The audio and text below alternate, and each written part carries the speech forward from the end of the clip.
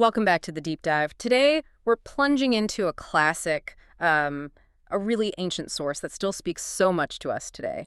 Book 8 of Homer's Odyssey. An absolute cornerstone. Right. And our mission for this deep dive is to really pull out those nuggets of wisdom about, hospitality, the power of a good story, and what really makes a hero, all while navigating this, complex world of gods and mortals. And what's so fascinating here, I think, is how this specific book acts as a real turning point.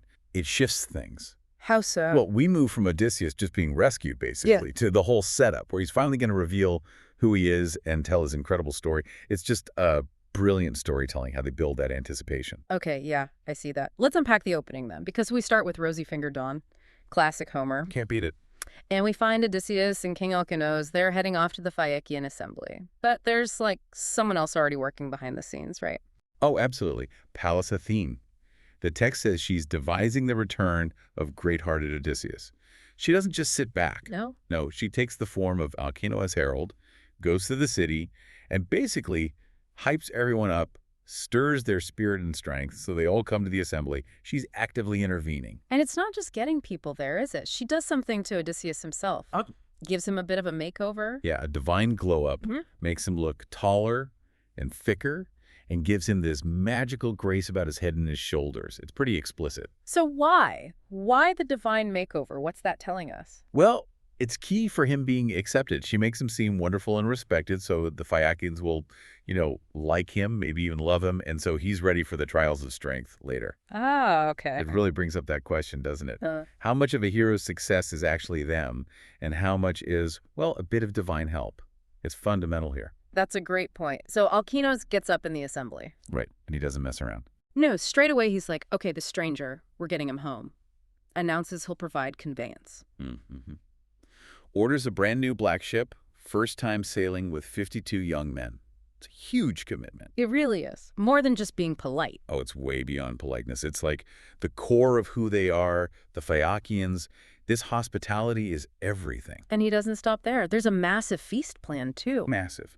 12 sheep, 8 pigs, 2 drag-footed oxen. They're pulling at all the stops. And crucially, he calls for Demodocus. The singer. The inspired singer, yeah. The text specifically says, the god gave him songs surpassing in power to please, even though the muse took his sight. Wow. So his gift is explicitly divine. Exactly, which tells you how much they value this art form, this storytelling. So the feast starts. Demodocus gets the VIP seat. Right, the silver-studded chair, propped against a column. Very grand. And he starts his first song. And it's about a pretty major argument. It is. He sings about the quarrel between Odysseus and Peleus' son, Achilles. How they really went at it with words of violence at some festival. And Agamemnon was happy about this. That seems odd. Well, yeah, the text says Agamemnon was happy in his heart because it fulfilled some prophecy Apollo had given him. It's complicated, defined stuff.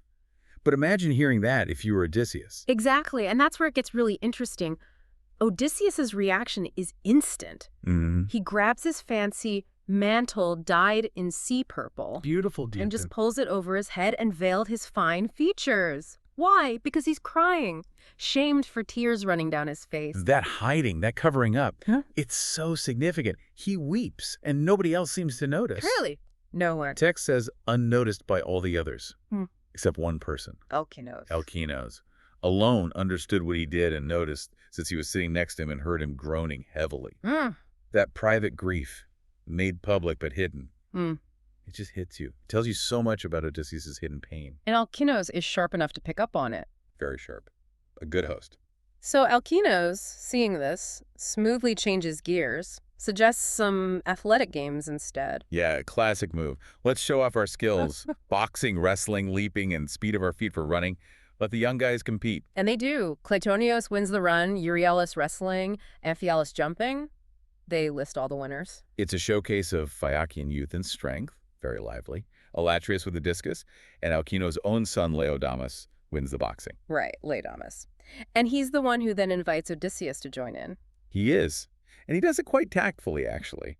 Acknowledges Odysseus looks strong, no mean man, but also notes, that the crush of many misfortunes has used him hardly. He sees the weariness, but Odysseus says no at first. Yeah, basically says, cares are more in my mind than games are. He's just not in the mood. Still processing, maybe? Or just exhausted. But then things take a turn. Euryalus steps up. Ah, Euryalus. Yeah, he's not so tactful. Not at all. He's really rude. He basically says Odysseus looks like a merchant, not an athlete. A master over mariners who also are men of business, just focused on cargo and profit. Oof. That's a serious insult in this heroic world. He's questioning Odysseus' entire identity, his honor. Yeah, Odysseus is not happy. You can feel the anger. He snaps back that the gods don't give everyone everything looks and brains. Pretty much calls Euryalus handsome but dumb. Says his appearance is conspicuous, and yet the mind there is worthless. Burn. Total burn. I was like, okay, you want games, I'll show you games. Declares, I'm not such a new hand at games, as you say. And he grabs a discus. But not just any discus. No. A bigger one, bigger and thicker, heavier, not by a little than the one the Phaiakians had used. He's making a statement. He absolutely is. And the throw. Incredible. It goes way past everyone else's mark. Overflew the marks of all others. And guess who shows up again? You let me guess. Athena. Yeah. In disguise again. And she basically shouts out, validating the throw, says something like, even a blind man could see your mark, friend. Nobody's beating that. Wow. So divine confirmation of his strength. That shuts Euryalus up, presumably. You'd think so. It completely reestablishes Odysseus. He's not just some washed-up merchant. He's still got it. He definitely does. And he's feeling it now, isn't he? Oh, yeah. He gets fired up, issues this bold challenge he'll take on anyone. Anyone. Anyone except Laodamas because, you know, he's the host's son. Basic courtesy. Right. But anyone else.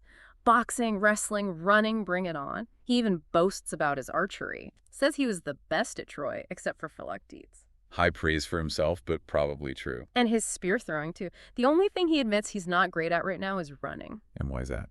Because he's been shamefully battered on many rough seas. He links his weakness directly to his suffering. It's not just an excuse, it's part of his story. That's powerful. It's like he's saying, yeah, I'm weaker in this because of everything I've survived. It actually makes his other skills seem even more impressive. Exactly. So how does Alkinoös handle this sudden burst of competitive spirit? Masterfully, as always. He praises Odysseus, acknowledges his strength, but then gently redirects. Says, okay, maybe we Phaiakians aren't the best boxers or wrestlers. Bit of modesty there. But we do run lightly on our feet and are excellent seamen. And he reminds everyone what they really love. The feast, the lyre and dances and changes of clothing and our hot baths and beds. The good life. The good life. Basically, time for more entertainment, but Phaiakian style. Less aggression, more artistry. So back comes Demodokos. Indeed. But this time, he sings a very different tune. Oh boy, does he ever. The story of the love of Ares and sweet garlanded Aphrodite. The juicy stuff. How Hephaestus, Aphrodite's husband, caught them. Well, in the act. Yeah, Hephaestus finds out from Helios, the sun god, who sees everything. And Hephaestus sets this invisible, unbreakable net over the bed, catches them, and then calls all the other gods to come and look. Can you imagine? So embarrassing. Yeah. He wants them to witness this ridiculous sight. And the male gods show up, Poseidon, Hermes, Apollo. The goddesses stay home, apparently, for modesty. Probably wise. And what's the reaction? Laughter. Uncontrollable laughter, the text says. They're cracking jokes. Like what? Like, look, the slow guy caught the fast guy, meaning Hephaestus catching Ares. Oh, that's good. Hephaestus was known for being lame, right? Yeah, exactly. By artifice, they say. And Hermes jokes he wouldn't mind being caught in those nets, even 3 times as many, if it meant being with Aphrodite. Cheeky Hermes. So how do they get out? Poseidon steps in. He basically guarantees Hephaestus that Ares will pay up whatever damages are owed, so Hephaestus finally lets them go. Huh. Such a weird story to tell right then. Why that one? That's a great question. It's funny, it's scandalous. It's so different from Odysseus weeping over Troy. Maybe it's just showing, like, the full spectrum of life. Yeah? Gods behaving badly. Could be. Bit of light relief, maybe. Showing another side of divine nature, less epic, more petty and human, almost. Yeah, maybe. After that, Alkinoös calls for more dancing. His sons, Helios and Laodamas, do this special performance. With the ball, right? Yeah, this amazing ball game. Throwing a red ball up to the shadowy clouds, catching it midair while dancing. It sounds incredible. Real skill, grace and coordination. Odysseus is blown away. He tells Alkinoös, Wonder takes me as I look on them. He's genuinely impressed. And that's important. It validates the Phaiakians' own unique talents.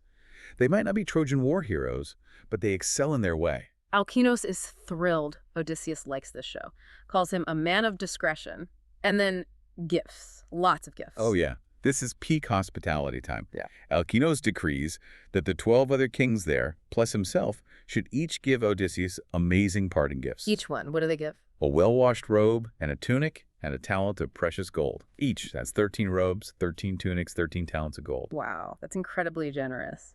It's immense.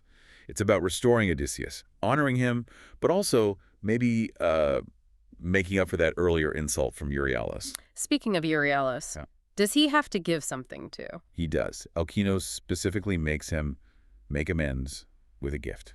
And what does he give? A very nice sword. Bronze, silver handle, ivory scabbard.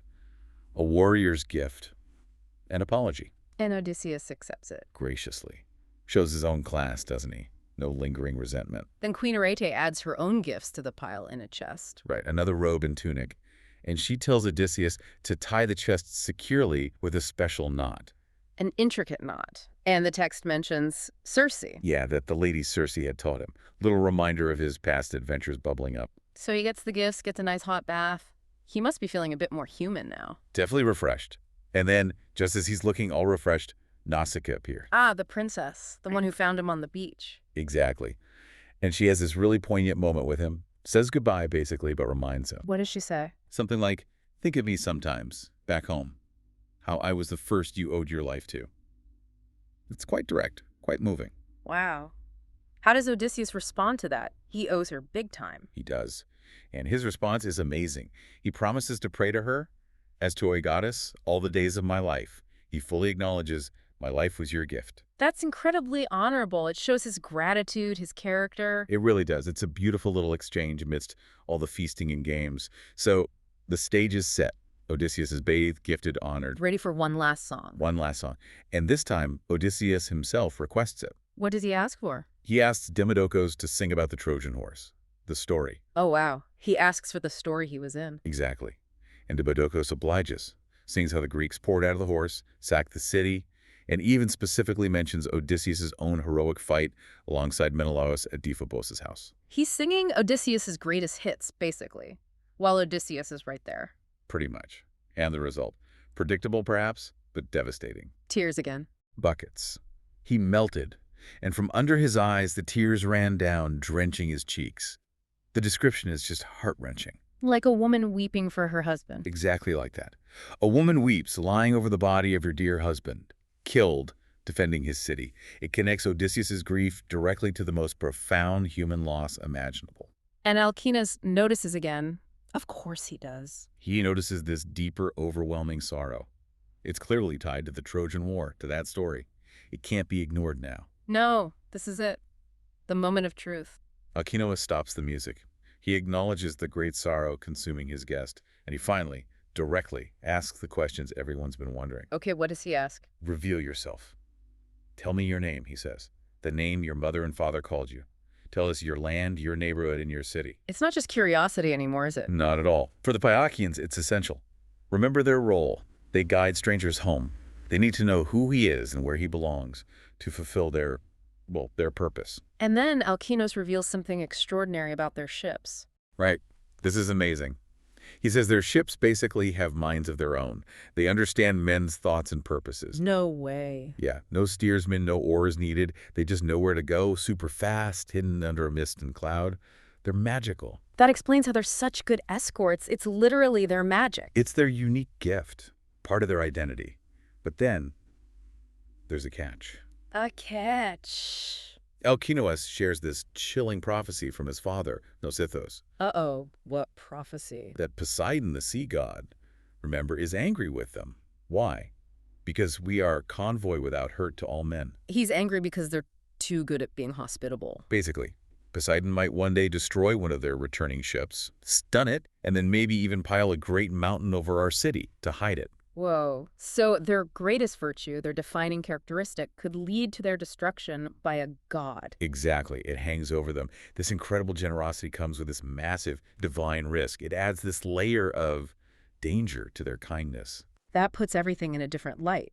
Their eagerness to help Odysseus suddenly feels riskier. It does. And it's right after dropping that bombshell Yeah. that Alkinoös asks the final crucial question. At the big one. The big one. Tell me why you weep when you hear the Argives and hear of Ilion. Why does the story of Troy break your heart? He even guesses, doesn't he? Maybe a relative lost. Yeah, a kinsman by marriage, maybe. Or a close companion of no less degree than a brother. He's gently probing, trying to understand the source of this immense grief. And that's the perfect cue. The stage is absolutely set for Odysseus to finally say, I am Odysseus. Precisely. End of Book 8, cliffhanger. Wow. Okay, so stepping back, what does this all mean for us, listening now? We've seen this incredible culture of hospitality, almost divine hospitality. Right, with gods intervening left and right. We've seen how powerful storytelling is, how it can entertain, but also trigger deep, deep pain. And we've seen a hero defined not just by strength, but by his tears, his past. Absolutely. I think Book 8 is just masterful in how it builds that empathy for Odysseus. We see him vulnerable, insulted, strong, boastful, grieving. We see the whole man. It sets us up perfectly to want to hear his story. Yeah, you feel like you understand why the story needs to be told now. And it highlights that whole interplay between, the gods' plans and human actions. Are the Phaiakians just pawns? Is Odysseus? It's complex. It really is. Which leads to maybe a final thought for you, our listeners, to chew on. Okay. Think about this. The Phaiakians have this godlike ability, this duty to guide people home, but doing so puts them directly at risk from another god, Poseidon.